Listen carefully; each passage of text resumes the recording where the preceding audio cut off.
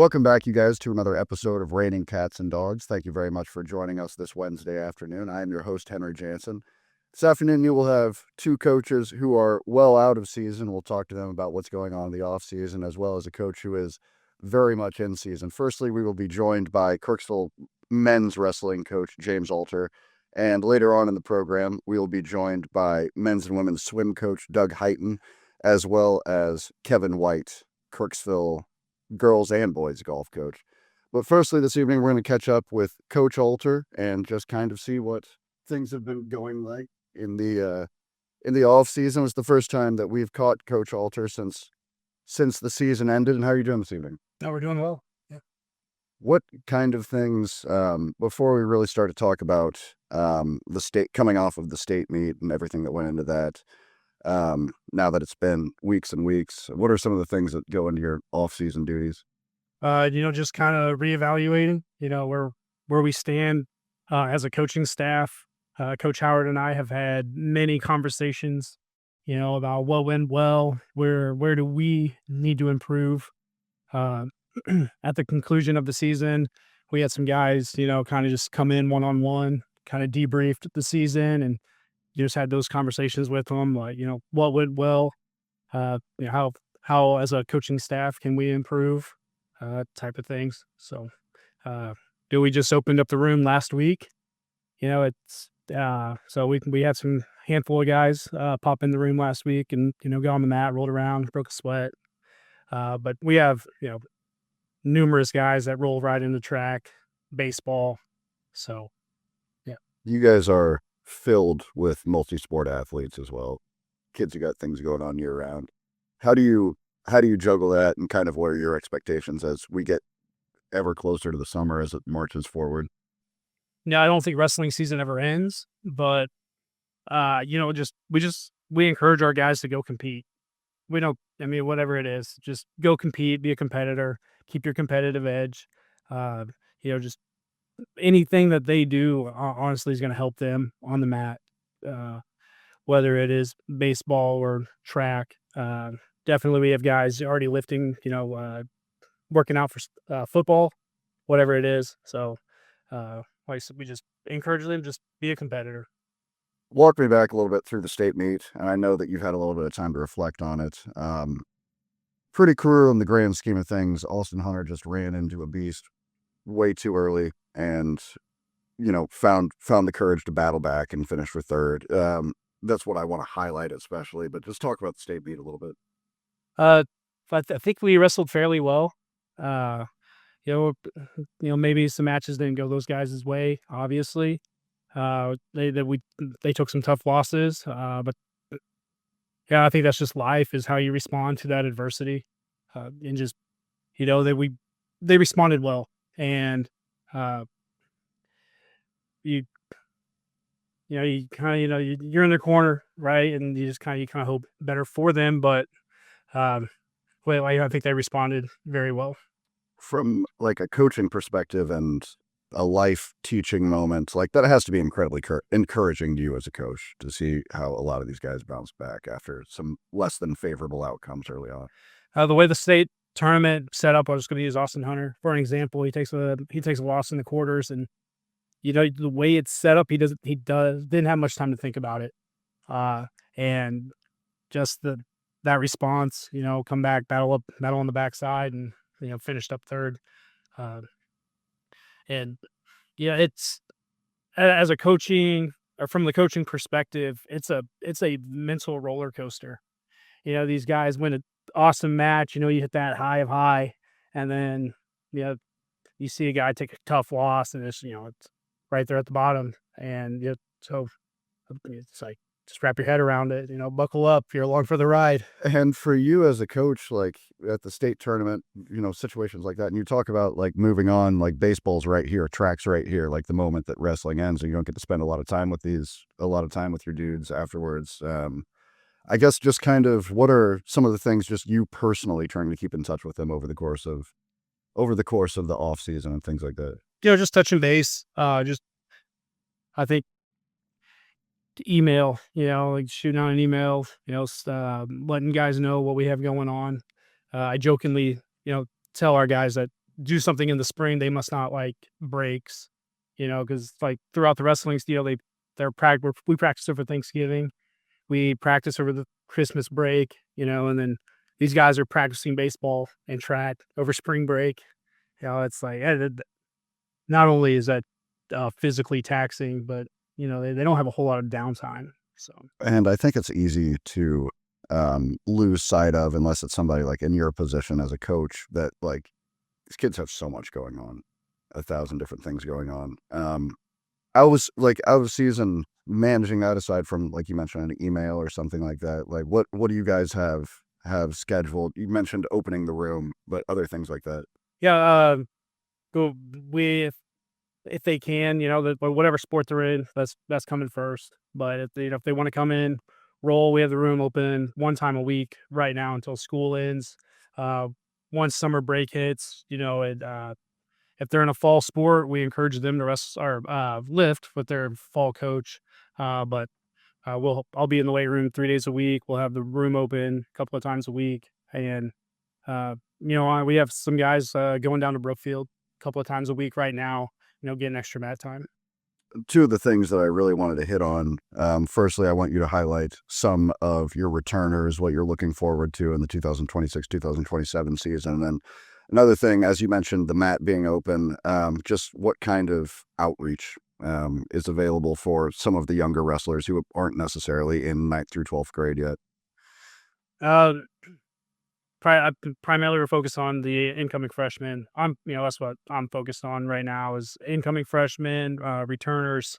But the younger guys, we're working through the kinks of getting a clinician in to host a summer camp. We have plans on taking guys down to Mizzou for a team camp uh, later in June. So It is pretty year round in that regard. I certainly understand. What's realistically, this is a way too early of a question to ask. What's the lineup going to look like in the upcoming year? to be determined. We lose some hammers. With Justin and Austin, both of those guys, well over 150 career wins, and that's going to be some big shoes to fill. Knowing those guys are going to go out there and score team points. However, we had some juniors that I think are more than capable of stepping up, taking on a leadership role. And this past season there was a lot of competition in the room. We had two juniors just going back and forth on who is our guy, who's starting for us, and it came down to the last tournament on who we were sending to districts. So hopefully they we encourage them to talk and figure out who's going where, but these guys are going to grow. So And you talked about losing your hammers. The Kirksville wrestling culture, do you feel, I guess I'm kind of walking you into this question, but do you feel like you are reloading and not rebuilding? well, we will have some guys that will definitely need to step up. They may not feel like they're ready for it, but it the opportunity is going to present itself, so it's on them to step up and take on that role of being the guy in the lineup. But we do return a majority of our varsity lineup. Like I said, I think our biggest class this past year was our junior class. So Talk about one thing I want to trace back to a little bit. You talk about looking at this group of incoming freshmen and things like that. What are some of the things that you analyze as you're kind of looking ahead toward October? I feel like our middle school coaches do a really good job of just introducing or just honing in on the basics, and that's kind of our foundation in high school is just basics, and those guys have to. It's a little bit different. Sometimes it's a physical and mental shock when they come into the high school practice room, and we lose some kids just based off the pace that we expect, the intensity we expect, but I feel like, I work in the middle school, so I get to see most of these kids every day, and I feel like most of them will, be able to stick it out. You are science, correct? Correct. Are you seventh grade? 7th and 8th grade, yep. Talk a little bit about just some of these things. Wrestling is a sport where you're always looking for the room to be a little bit fuller. You're always looking for the wrestling room to be a little bit fuller. What would you say to some of these kids who are on the fringe of whether or not they should decide to wrestle if it's something they want to do? I encourage, boys and girls, give it a shot. What do you have to lose? Definitely with that middle school season, it's relatively short. Uh, and I mean, it's right at 7 or 8 weeks long, and that's just give it a go, give it a try, uh, and it, I, you just be encouraging, kind of pull them in the direction you want them to go, but they're going to make the decision whether they want to do it or not. But I feel like the high school aspect, we had some football guys show up this past year, just come out of the woodwork, they thought they gave it a go, and to see them uh, super green and not knowing what to expect, finishing out the year. Uh, we had a junior, Cole Starkey. He was floating around 215. He'd wrestled some heavyweight for us, and come district time, we gave him the green light at heavyweight. He was a little outsized, but I mean, man, he wrestled to the bubble match at the district tournament, first year wrestler. So you you hope for the best, you wish for the best, and it's awesome to see those types of outcomes. Seeing the hard work pay off for these guys. Yeah, and wrestling is certainly a sport where I feel like you'd probably have to be constantly surprised by somebody being able to do something you didn't necessarily expect.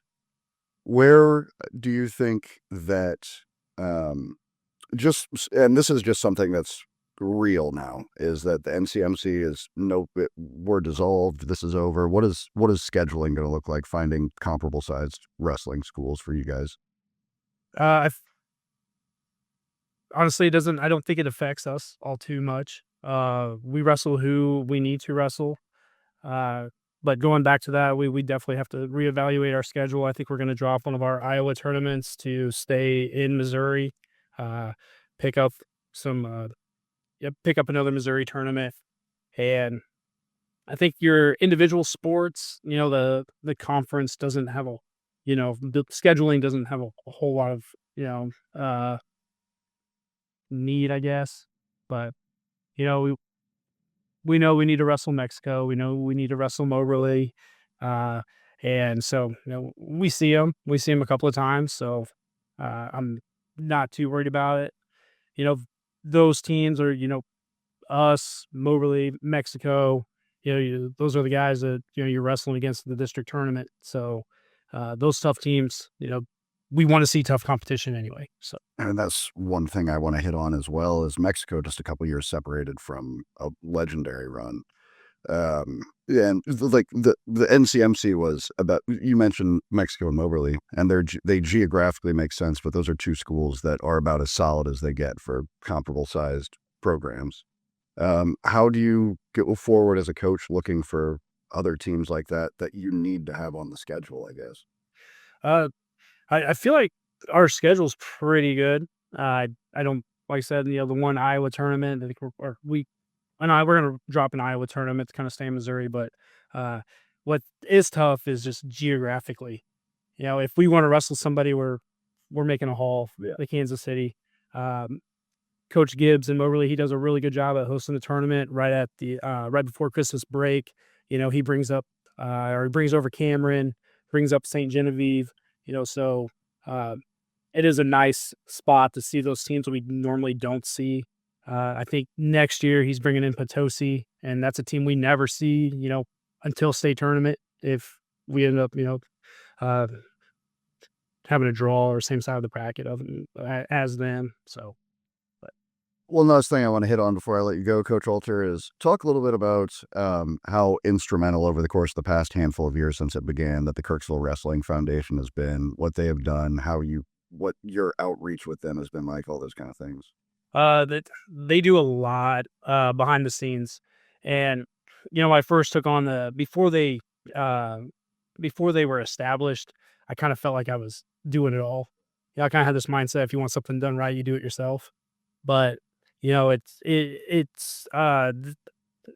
been an awesome, group to work with. It's like, hey, if I need something, or, if, I feel like I got too many, irons in the coals or whatever, that they're able to help. And, you know, like for, that Wednesday night at state, we don't get done wrestling till, I think we leave the arena around 10 o'clock. And by that time, everything in Columbia is closed. So, one of our parents, who's also on the foundation, cooked up a dinner for the guys. We got back to the rooms, and they were able to microwave it and have a meal that night. So, that's kind of the thing, that I wish would change with the state tournament. You get done wrestling so late, everything's closed, so, but they stepped up, and, they were beneficial, huge, that was honestly like a huge help. They've also helped, kind of, with fundraising and things like that. So, And I guess that's something that never occurred to me, but you're exactly right. Is by the time that you leave Mizzou Arena, it's whatever time, and you'd otherwise be eating popcorn and bananas yeah, for dinner. yeah, you call Domino's or Pizza Hut, it's like 2 hour wait. It's like, well, no, these guys need to get to bed. So, Very good. Coach James Alter, anything else you want to highlight? uh, I just, kids that are on the edge, they're contemplating wrestling. I feel like, just give it a go. Uh, it's a sport that helps with so many aspects of, life. It's not just being an athlete, but something that, like facing adversity. That's going to happen. Whether you're constantly on the top, you're going to run into somebody that is going to beat you. You may apply for a job that you may not you don't get, but it's just how you respond to those events throughout your life.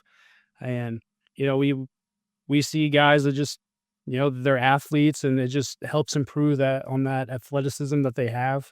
And I encourage everybody, boy or girl, give it a shot. I would say one of my favorite things that Kevin Powell ever told me, and I probably should have listened to it a little bit more closely, is if you're not playing basketball, what are you doing? Track workouts? I love that. I've had numerous kids who have wrestled. They tell me, I'm gonna lift and get big for football. I'm like, no, you're not. I mean, you're probably not gonna do that. So just come to open mats, come wrestle, come roll. Coach Alter, thanks very much for joining us this evening. I appreciate it. Hey, thank you. Joined now by friend of the program, Truman State University swim coach Doug Heighton. Very good to have you, sir. Nice to be back. Always appreciate having you. And we're in the middle of some dead time swim wise here in the middle of April. You guys wrapped up, I believe, at the end of February. Is that correct? Yep. Talk a little bit about the GLVC championships and just how the season came to a close. Yeah, so with conference with the GLVC, it was kind of so we got to believe it was Evansville. So it was our first time at Evansville. The pool was actually the same pool that we had that they had nationals. So we got to swim at we didn't have anybody qualify for nationals, but still it was cool. The kids all got to compete at the same national kind of pool. So that was a really cool experience. And especially on the men's side, we had a really good end of the season, just in terms of we had a lot more men make it back this year in terms of B final, being able to compete in the finals for swimming. So that was a really big improvement. We had Cameron Lee, breaststroke, came back for finals. Dennis came back in his 100 fly, which was really cool to see. And then Jacob, of course, came back for managed to come back in 2 back and 100 back. So that was a really cool experience. And then on the women's side, we did really well. So definitely had a lot of women come back. I think one of my gosh, I'm gonna say it just like all the way around very happy for how my women's team and men's team finished out.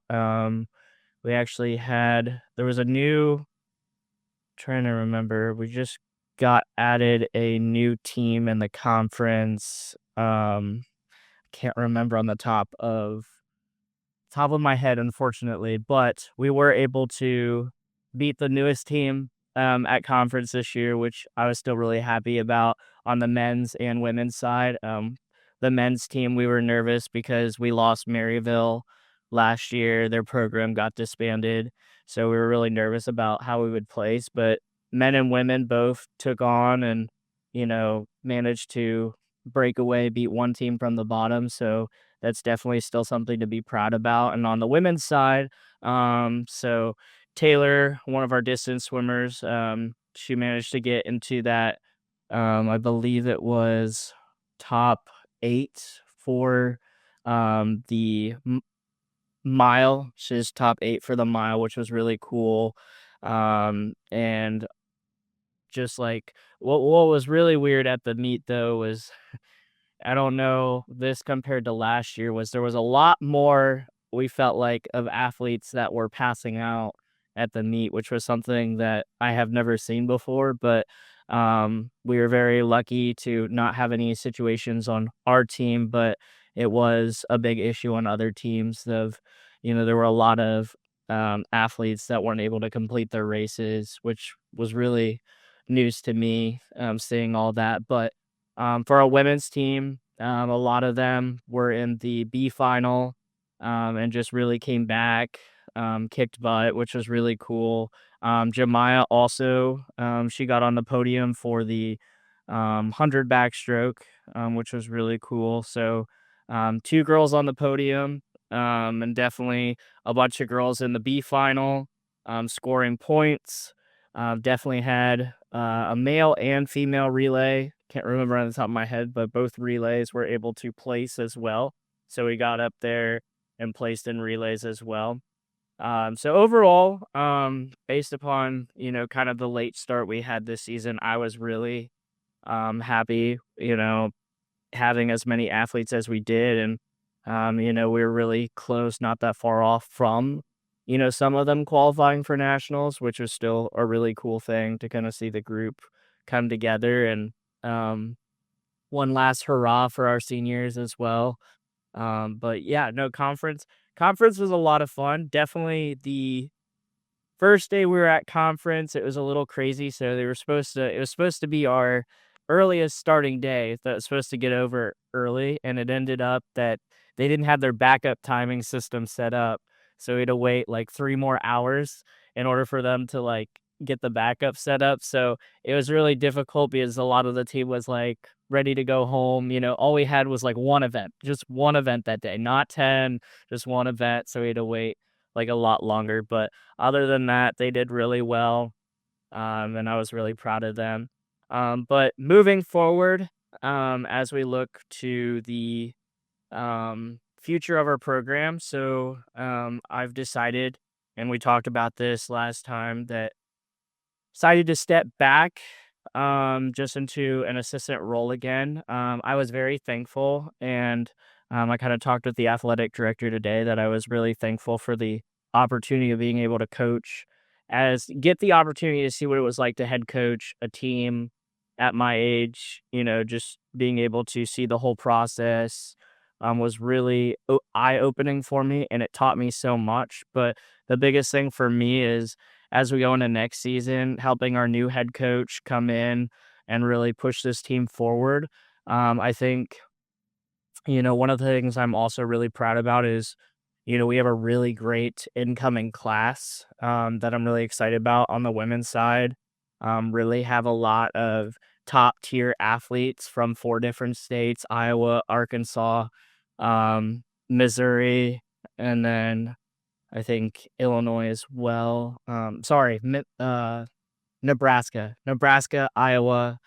Oh my goodness, can't just really some top tier overall. But bottom line is we're really excited to bring them in. I really think that next year our program's going to turn around, and really we're going to start coming back, into bringing our national era back. And so I think with bringing in a new coach, having some new ideas and some more structure, I really feel like we'll be able to get back to having a place at nationals and continuing to have that. But that's what I kind of look forward to. So.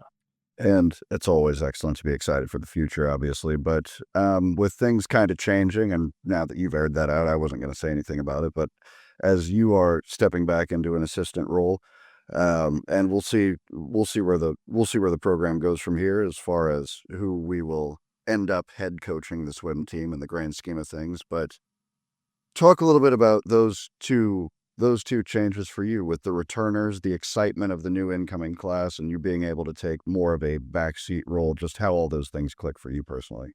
Yeah, I think the biggest thing for me is like putting my team first. And I think the biggest thing is as we bring in this new group, new leaders are going to step up. And I think that we're just really excited to kind of just have a new start for our program.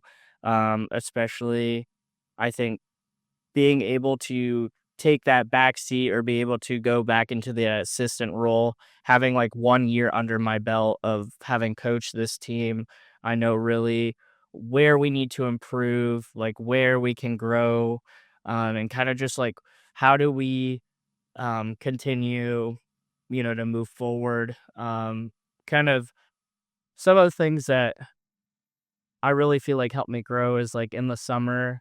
I've always done swim camps. I'm currently the head. Currently the head.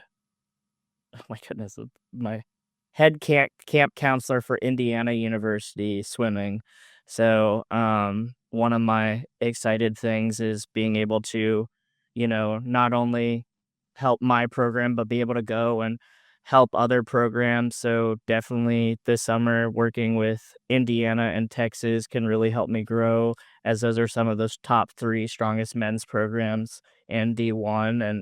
And being able to talk to those coaches and be able to learn from them really helps me bring back skills to the program where I can make them better. And so I think that as I grow, I can bring these skills back and make this team better. And that's kind of something that's important for me. So.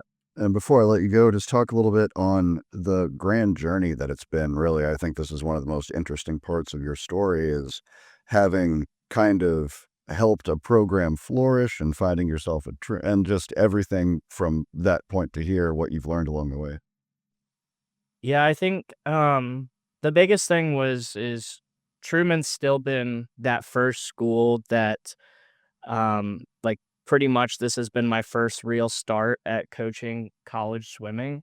But what in a way I was looking for when I was looking for a first school to start, I definitely I feel like Truman was what I had um envision of like what I wanted.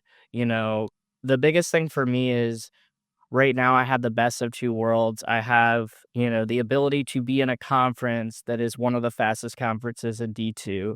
I get the ability to be close to my family, which is something I really like as my family comes and watches the meets.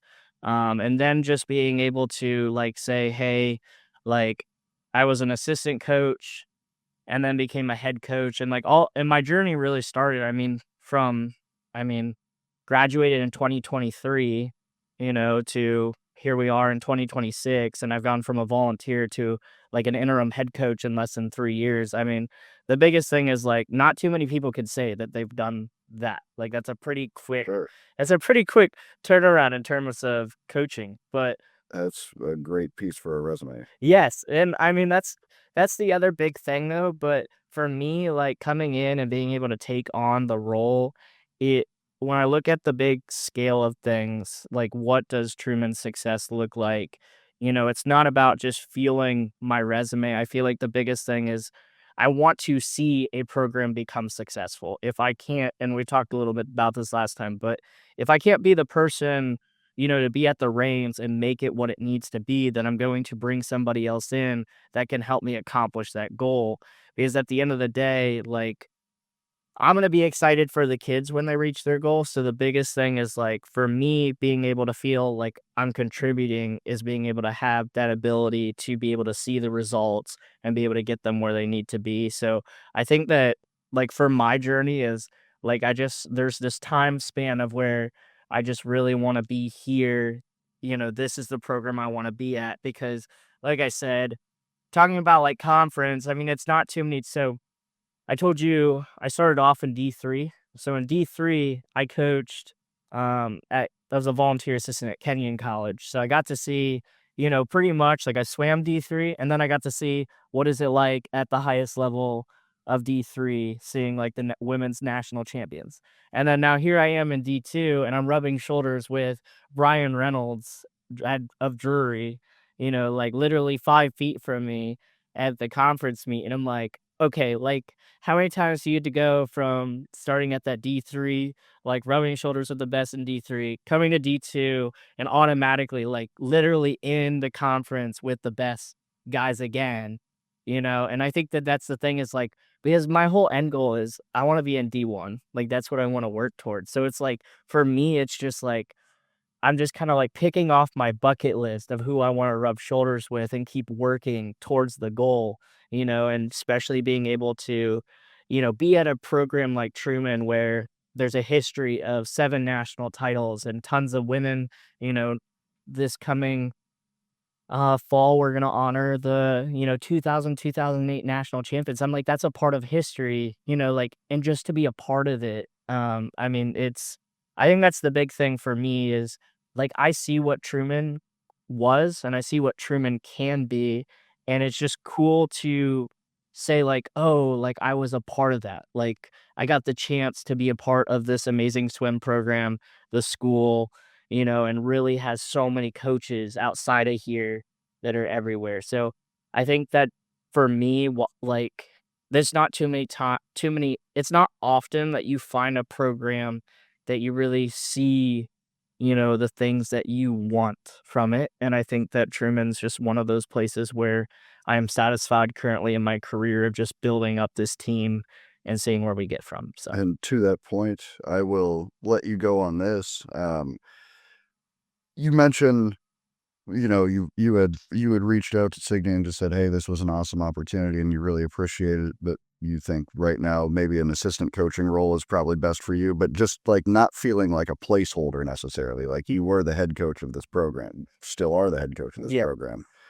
Just talk about that kind of series of emotions, I guess. yeah, I think, I mean, it was really just cool. I mean, it was definitely like you have a bigger, I always joke about this, but I say you have a bigger respect for coaching when you are in the role.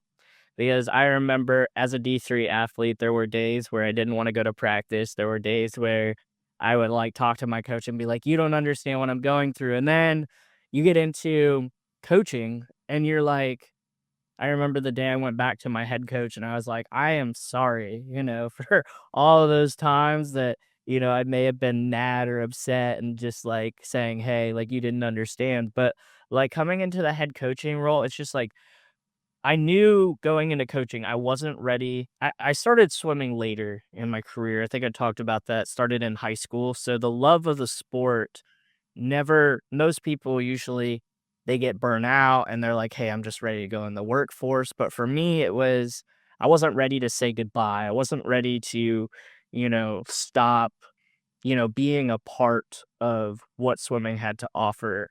And it just kept, I mean, from when I graduated high school, it just kept going. And like, I didn't even really know that it was happening. It's kind of one of those weird things where I just followed this line. But then going into head coaching this year, like being able to like learn the ins and outs. I mean, learning how to manage a budget, just kind of like working through the logistics of like, you know, really just you have a deeper understanding of like, you know, like I feel like after this year, I'm like, I used to tell myself and tell my parents, I was like, I'm not ready. Like, you got to wait 7 years before you ever catch me head coaching. But then, like, after this year, I was like, you know what? Like, I feel like after I get done with Truman, like, I'd be ready, to go, try and head coach just because I had that experience and I'm like, I can do it. I mean, and that's really what this year was it was a difficult situation of like, hey, like, can you take this on? And so I was kind of like handed it on a platter and I just kind of took control of it. And, was it honestly the best season? It had its moments, but like we just like any season, you have your difficult moments, but I feel like we learned to work through them.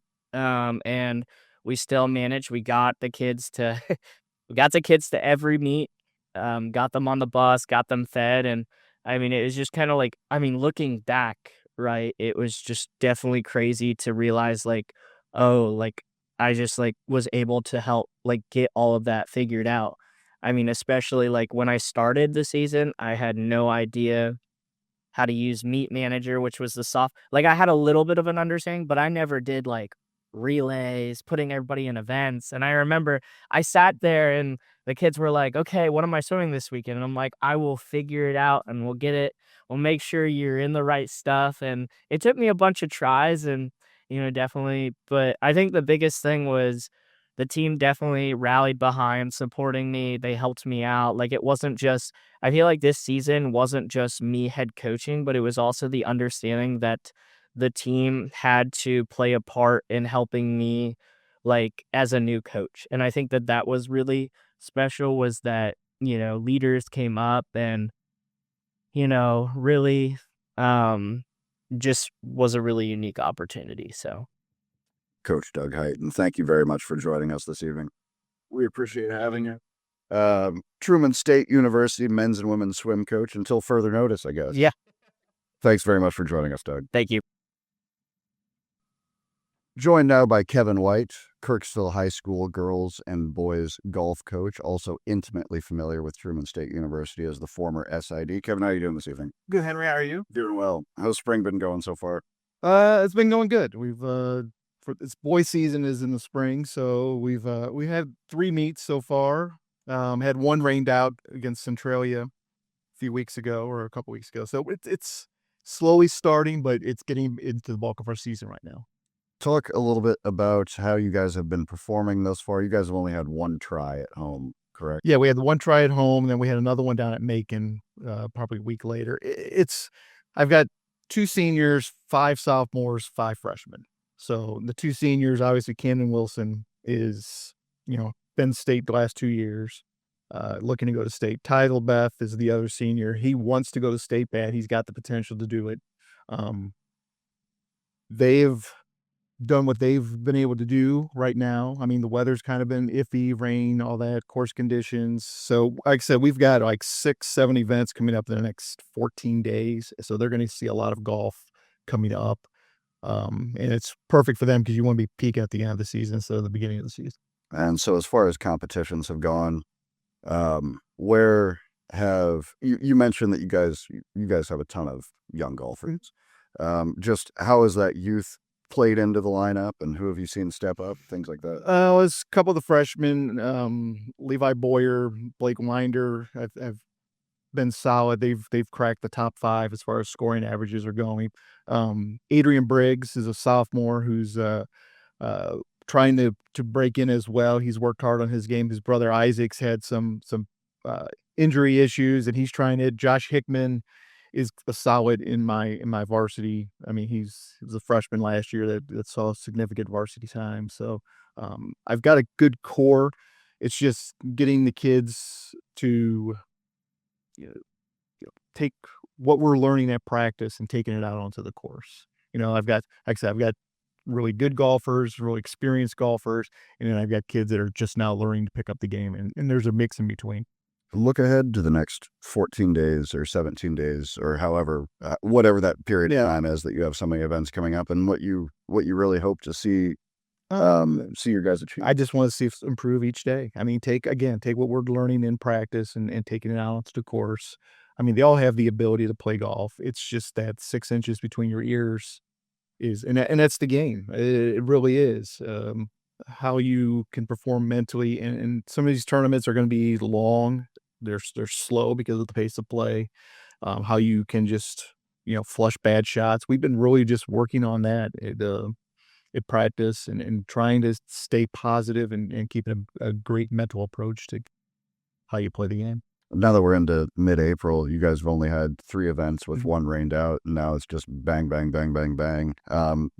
That level of competition on a day-to-day basis, does anything change for you guys? Well, the only thing that really changes is because of so many meets in a row is you got to remember these are students. I mean, we theoretically this week we could have kids miss 4 straight days or 3 straight days of classes.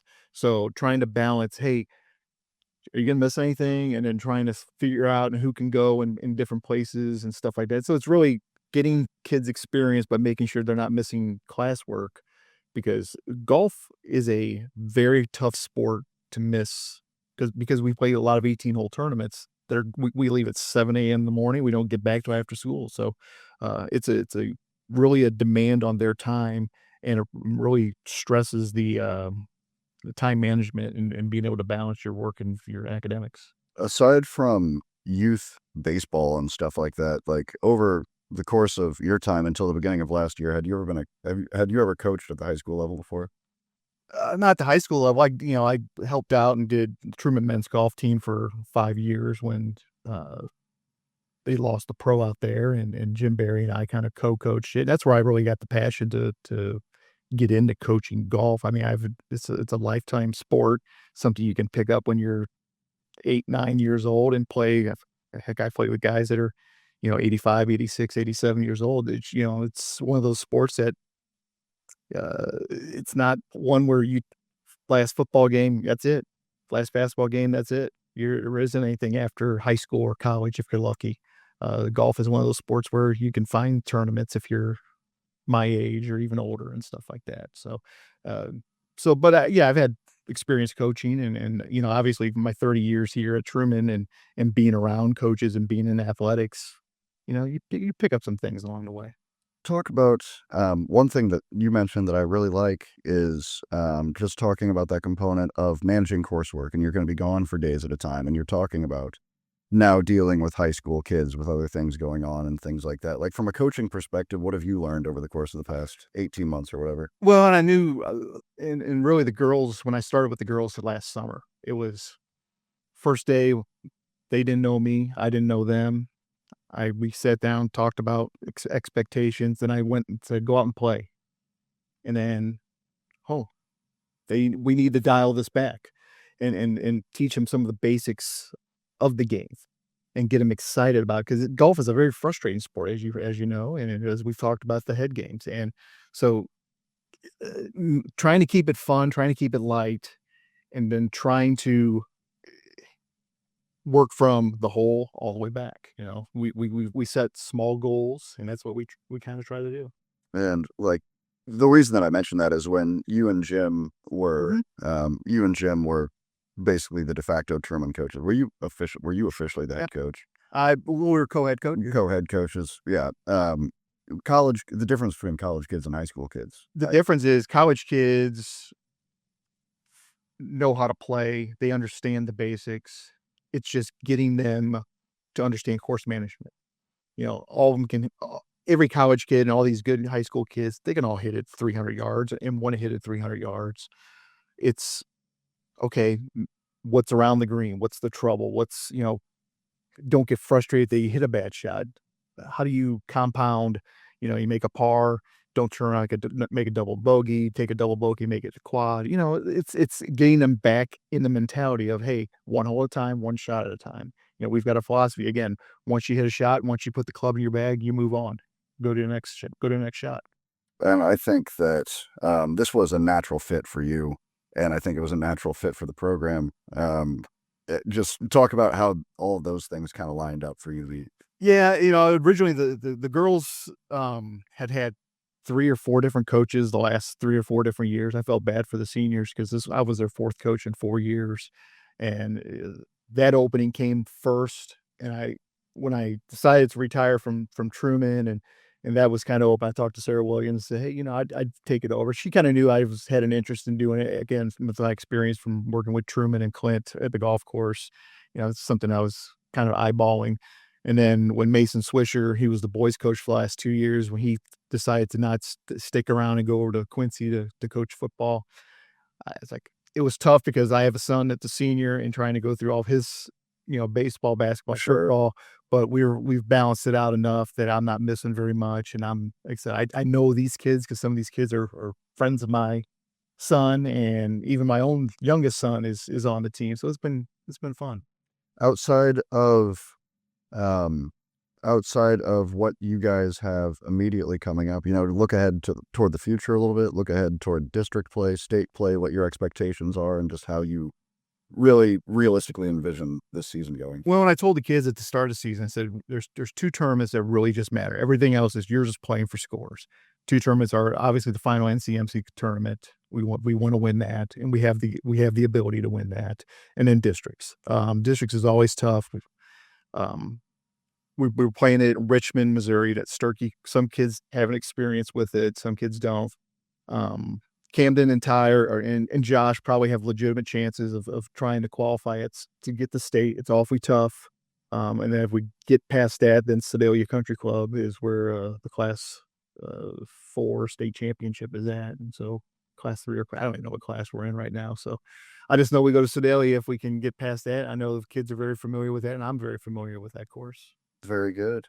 Kevin, look ahead toward the fall. Talk about your girls a little bit, who you have returning and what you're excited about there. I know it's probably too early to. Yeah, the girls, I lost 2 seniors in Lena Wallstead and Peyton Shemp, and Peyton's going to North Central Missouri College to play golf over there. She was close to qualifying for state this past year. Played at the Jeff City Country Club, was our district tournament, and that was like a brutal course for those kids to play. It was just a lot of well-kept, maintained sand traps, though, and so you had to be on your game to qualify. And she was right there at the end and faded down the stretch. So lose 2 seniors. Caitlin Pinkerton was a junior last year. She's worked hard. I think she wants to get better. She's been working out at the golf course, trying to find her game. Stella Hall was another pleasant surprise for me. She was a sophomore that just got better every time she was out on the course with us, and she was fun to watch. And I think she's going to be one that's going to be one to look for in the fall. And I don't know. We're going to spend some time this summer with obviously Clint's got the junior golf program out at the country club, and see what younger kids are coming up through.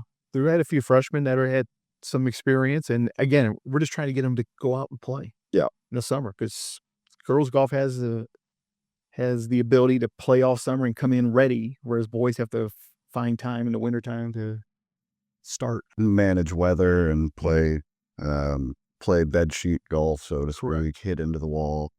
What are some of the things that you have going on this summer as you are encouraging all of your athletes, both girls and boys, to get out on the course and get some rounds in? Well, and that's the big thing, is just go out and play. Obviously, Clint's got the junior golf program. The country club is hosting for the first time a 2-day Missouri Golf Association junior tournament out there, which, the Kirksville Country Club is a very youth, beginner-friendly golf course for people. There's not a lot of trouble to get into. So it's early June, a 2-day tournament from the Missouri Golf Association. So I'm encouraging any kids that are in the area, come out and play it. It's a good experience. It's just getting that competitive experience, because again, we can go out and play practice rounds and go play with your buddies, but until you're playing in a match, you don't know what those juices are like. And the more times you do it, the more comfortable you are on a golf course. Just in general, talk about juggling the challenges of coaching both a fall sport and a spring sport as the head coach. Obviously, it's the same game, essentially. What goes into that? Probably just more of the terminology, and the girls, it's social. They like to be out there. The boys like to hit a lot of range balls, and that's, girls, I can tell them to do certain drills, and they'll work on it, but they're always, hey, can you look at my swing? Can you look at my swing? The boys just want to pound range balls. Hey, there's the practice green over there. There's the chipping green over there. You guys can also work on that. So that's probably the difference between the two of them. The boys, a lot of the boys, their dads have take them out into the course. So they kind of got an idea. Girls, are learning the game. They're probably a little bit trying to figure things out. So it's been fun. Both of them have been fun to teach. Kind of a unique challenge in that regard when you have all sorts kids who've never swung a club before. Right. There's different skill levels, and luckily we've got some teachers around in the area. And I think I can, I haven't been a formal teacher, but I know enough to be dangerous. So, it's been fun, and like I said, it's been a learning experience. But I'm enjoying. I actually enjoy being around the kids. Hanging out at the golf course, and I sit there and watch them swing, or if they've got other questions about life, I'm there to kind of guide them through it. Segue a little bit into talking about Truman State University. Do you think that had you not retired when you did, you would have taken this job, or would you have tried to take on both challenges at once? Well, there's no way you could have done them both. You don't think so? No, the fall is, as Jacob knows, and with football and soccer and volleyballs, it's just a lot going on. And then in the spring, because of baseball and softball and the randomness of the weather and games, it's just you can't predict what's going to happen. The most time that you have that you can really set a schedule is during basketball season, because you're going to play on Thursdays and Saturdays. Other than that, you can schedule around it. Football, it's a beast. Both of those. No, I wouldn't have done it if I was still working here. It's kind of cool that it worked out for you like this. Yeah, I'm like I said, I have fun. I spend all my time out at the golf course anyway, so I might as well, help out the kids and do it. Talk a little bit about what it was like a handful of years ago, hanging up a position that you had held for so long, and then just kind of finding yourself here, and talk to me about that crossroads a little bit. I worked with Jerry for almost 25 years. So him and I had been together, and Michelle, and we had a good team, and just the transition and change. And I'm fortunate that my clock struck 80, which is the magic number in the Missouri retirement. So I was able to step aside, and it's been weird, going to that first football game with, I was actually out there tailgating instead of, in the press box 4 hours before the game. And I got to walk out at the end of the third quarter or whenever. And it was weird. I missed some of the athletes, some of the teams that, I covered all that time, the 2015 baseball team, to go to the College World Series was just, you look back on it and it's just like, man, that was so cool to be a part of that, and to see that, that magical run that they had, and, the 98, 99 men's basketball team and those guys, and still be friends with some of those guys is cool. Some of the women's soccer teams from the early 2000s. I mean, it's had stuff that you look back on. Oh yeah. And just a handful of moments ago, we were talking about, well, I guess the cat's out of the bag now, but we were talking about the 2000 and 2002 swim teams being on. Seven national championships. 7 national championships, everything. I mean, your time here covered a ton of ground. Most recently, probably the thing that would stand out most to me is when the national tournament the Broderick Thomas team. The national tournament got canceled after the Dogs won the. Your dad still hasn't penciled him in as the national champion. Oh. I mean, I remember that day as clear as bell. And they were on the road to Indianapolis for the regional, and nope, we're calling it off because someone got sick at a Big Ten championship game. Yeah, it was bizarre. That day I remember that day specifically. The thing that really started shutting everything down and across the entire globe was the Dallas Mavericks. Yep. Dallas Mavericks said, everybody out of the gymnasium, we're not having a game tonight. And that was the beginning of the end. But that Broderick Thomas team, most recently, is one that stands out to me. Where's some others in recent memory that stand out? Well, the volleyball team was in the national championship game for 2 years, and they had some tremendous players. I mean, Pershing was rocking when we hosted the regionals down there. It was so much fun. Jack's basketball team, again, 98, 99, again, was it 04, 05, somewhere in there. They had that run. Of course, the infamous game UCM against UCM. Kid shot 40 free throws, it seemed, that night in the overtime. Women's soccer had some tremendous. Men's soccer went to the Final Four in '98, down to Boca Raton. I remember going with them down there. I mean, there were so many good memories of some very special teams around here, some very special people we worked with. It was great. I think that it's pretty incredible that you were on the ground floor of all these things and you're still, you're able to keep in touch with these people and able to appreciate all of these things. And you're still around. I think that's pretty amazing. In most cases, people move on, go their separate ways, but to still have you in the community. Well, it's kind of another reason why I wanted to retire was, Bill Cable, who I hired me and worked under. He was a longtime sports information director here. He didn't enjoy his retirement. He got out. He was involved in the service clubs for a couple of years, and he fell ill for a while. And then Melissa, the only other SID, Melissa Ware, and who's very close to your dad and me, she left with her husband John, and only had a few years before she tragically passed away. So I want to be able to enjoy. I understand. Enjoy time and be able to celebrate. And then, like I said, be a resource for people around here that, hey, I do know, I got 30 plus years, plus I knew intimately the history of this program dating back to Don Farrow, going all the way back there. I mean, and you mentioned just mentioning like John and Melissa, for example, or Bill Cable, people who are just no longer with us. Yeah, Walt Ryle, John, and you probably haven't met, John Cochran, who just passed away. Longtime track and field coach here. I when I first was hired, I sat in my office, and John would pop in, and he'd spend an hour, and we just sit there and shoot the breeze. And John was, he was the athletic director for a year, and interim athletic director for a year. Sam Lessig, who was interim athletic director for a year, he started the women's golf program here at Truman State. I mean, there's just so much knowledge to be learned by, respecting your past, I guess, and knowing what's going on. And, I never met Kenny Gardner, who was, a longtime AD here for a long time. Walt Ryle, can't remiss about Walt Ryle. He's the one who gave me my start here. So it all just kind of comes full circle. And I think that it is, I think it's incredibly cool that, you are one of the last bastions of you really are, of the people who have spent a long time around here. I think about Hank and Brad. Yep, Hank and Brad. You are right in that. I mean, you're right there among them. What are some of the things that maybe younger listeners might not know or might not think about? Like Walt Ryle, Don Farrow and Walt Ryle, great examples. Well, Ray Armstead, obviously, he's on the Mount Rushmore. I had the Mount Rushmore of Northeast Truman athletes.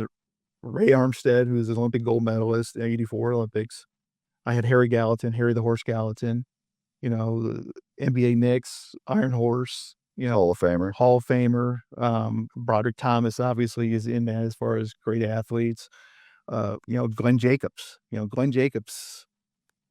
Kane, WWE. It was always cool that we had a WWE champion who played at Stoke Stadium and played in Pershing Arena. His name's still in the record books for rebounding and block shots. Ken Norton Jr. was, here. And seeing going to the golf tournaments and seeing some of these old guys, Jared Anderson, Jared, best running back probably we've ever seen at this place. Dale Mills, Paley Mills, just the names, Terry Bussard, who was in the news recently, Buzzy, and some of those guys, I got to hang out with the 78, 79 team when they were back to be inducted to the Hall of Fame. They're great guys, and their stories are, mirrors what goes on here. It is incredibly cool. Everything from, you mentioned Jarrett Anderson. It was incredible to have him. We had him on the airwaves about a decade ago when we were broadcasting a Truman game, and I don't know if he's spent much time around Kirksville since then, but just all of these people and how much Kirksville and Truman State University mean to them, and just being able to have seen all of that over the course of the years. I thought it was great. I got Jared's number on my cell phone, and every year he'd call me when it's close to homecoming and stuff, and to want to make sure he's on the pass list. And oh, yeah. You know how weird it's like Jared was, he was a senior when I was he was a senior when my first year here, starting as not SID, but in the athletic department. I was like, this guy's cool. And to be able to think, I called Jared up and talk to him nowadays. It's great. Kevin White, Kirksville High School girls and boys golf coach. Kevin, thank you very much for joining us this evening. We appreciate it. With you. Thank you guys very much. It has been Raining Cats and Dogs. I have been your host, Henry Jansen. Thank you very much for joining us. We have a couple weeks left until we wrap up for the year on the first Wednesday of May. From Pickler Memorial Library, I've been Henry Jansen. Thank you guys a lot.